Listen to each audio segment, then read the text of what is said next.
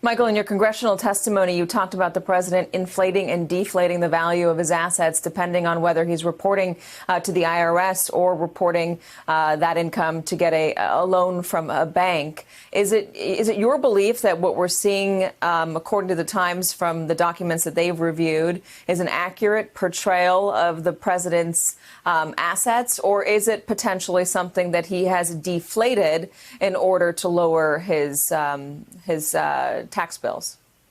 Well, I think that that's possibly part of the Attorney General of New York, as well as Cy Vance, the DA here in New York, their allegations, their complaints that have been filed against the Trump Organization and Mr. Trump.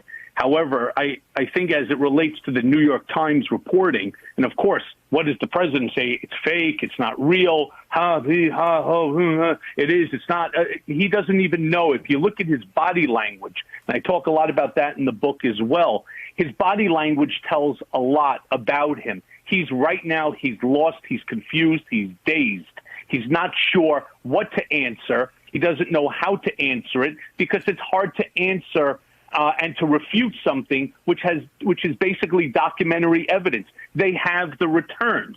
I think what's really bothering him the most, though, is that Trump has over $420 million in outstanding loans that are coming due. Now, in the event that there is a potential tax liability for the time period that they're talking about, I mean, it could be hundreds and hundreds of millions of dollars. If you add those together, I mean, he's very realistically facing a potential bankruptcy. Where people are concerned about is in terms of your previous guest about foreign influence. I mean, the more likely scenario that I see is that he'll find some corrupt foreign entity to help him out of the situation. Not too much dissimilar than 666 Fifth Avenue. Michael, in your experience, how involved is the president in preparing these tax returns? Can he just say, I don't know what my accountants did? Well, the answer to that is no. You put your signature onto it, and I'm speaking now from experience.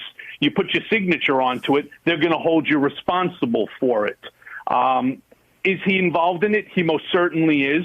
He works very closely for a long period of time with the CFO, Alan Weisselberg, and the accounting firm of Weiser Mazer, and they spend an enormous amount of time preparing these taxes. Now, one of the things that you'll also notice is that he always files for extensions.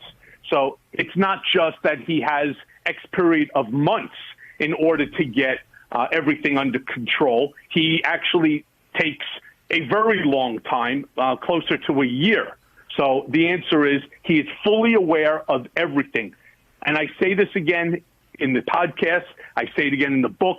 There is nothing that goes on at the Trump Organization, including what's going on right now, that Donald Trump is not intimately aware of and involved in. And the same holds true in the White House when he turns around and he makes statements, as he did to my guest right now on the podcast, Omarosa. Oh, I didn't know that you were fired. How did it happen? What happened? Who did it? And he knows everything. Nothing goes on without Donald Trump's knowledge and approval.